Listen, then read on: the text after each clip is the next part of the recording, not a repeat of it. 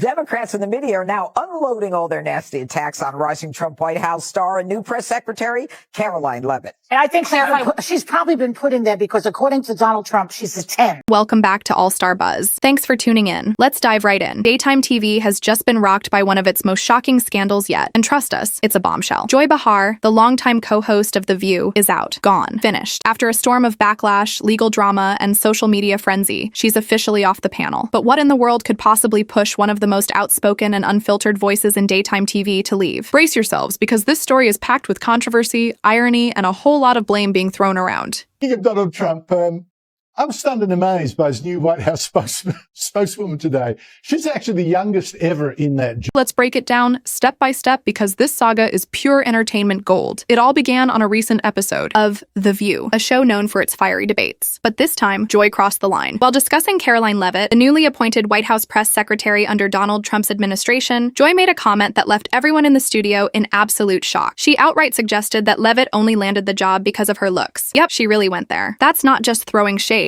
That's a full-blown scandal. Caroline Leavitt, she's just 27 years old. But boy, was she giving it to the Trump haters in her first White House briefing. Here's the kicker. Leavitt, at just 27, is the youngest person ever to hold the role of White House press secretary. And regardless of opinions, her resume speaks for itself. She served as a communications director for major Republican campaigns and even held a position in Trump's first administration. But instead of focusing on her qualifications, Joy reduced her to nothing more than her looks. And the response? Pure chaos. The backlash was instant. The audience gasped, social media exploded, and even Joy's co-hosts looked like they wanted to sink into their chairs. Alyssa Farah Griffin, who's no stranger to working with Trump, didn't hesitate to clap back, saying it wasn't her first job. It was her first press briefing. And if you thought the tension in the studio was thick, just wait until you hear what happened online. She said something yesterday that really pissed me off. And that was, she said, there will be no wokeness here. Oh, yeah. Let me explain something to you. Social media went wild, with people from all political sides weighing in. It wasn't just anger. People were calling out the hypocrisy loud and clear. Joy, who spent years advocating for feminism and women's empowerment, was now the one tearing another woman down. One user didn't hold back, posting, "If a Republican said anything remotely like that, they'd be crucified." Another quickly added, "The double standard is unreal." Without that wokeness, you might not have that job. Yeah. Because women were not invited to that table. Joy Behar just proved once again that The View only backs women who think like they do. And trust me, it didn't end there. Caroline Leavitt. Isn't it rich that The View is saying she got the job based on looks when DEI is all about based on looks? OH. Caroline Leavitt wasn't about to let this slide. Instead of just firing back with a simple statement, she went straight for the jugular. She hit Joy Behar with a defamation lawsuit, accusing her of character assassination. According to the legal documents, Behar's comments weren't just false, they were malicious, deliberately aimed at discrediting Leavitt in the public eye. And this lawsuit, it didn't just rattle Behar, it sent shockwaves through ABC, the powerhouse network behind The View. Behind the scenes, it was total chaos. ABC execs were scrambling, trying to figure out if they should issue a public apology, suspend Behar, or go all out and sever ties completely. No, it's not. So first of all, and I have had my objections to the job that Karine Jean-Pierre did, but she worked in politics for 21 years, 5 presidential campaigns, and worked in 2 administrations. Even within The View's own team, things were getting messy. Some staffers rushed to defend Behar, while others quietly admitted this wasn't looking good. Behar's faced controversy before, but this time, the stakes were through the roof. With a lawsuit and a PR nightmare on their hands, ABC was cornered. Just when it seemed like things couldn't get any more intense, boom, reports started surfacing that ABC execs had been in full-blown crisis mode for days leading up to Behar's official departure. Caroline Leavitt is the press secretary at the White House, doing a great job. Such a great job that the ladies of The View feel the green monster coming upon them. Inside sources revealed that top executives were in full-on panic mode, scrambling to contain the fallout. Their biggest fear? That this lawsuit wasn't just a one-time issue, it could snowball into a massive reputational disaster for the entire network.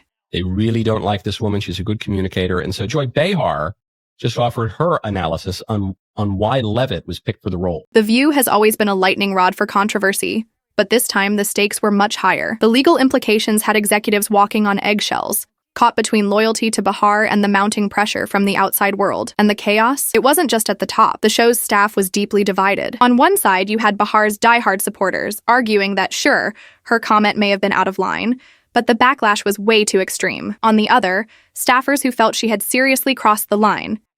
Bang, Rowan, I couldn't do that at 27. No nonsense, straight to the point, courage, detail. After all, how could she claim to uplift women while tearing down another woman's accomplishments? And the whispers, they were everywhere. One anonymous staffer reportedly spilled to an outlet, "This isn't the first time Joy has put us in hot water, but this time it feels like there's no way to recover."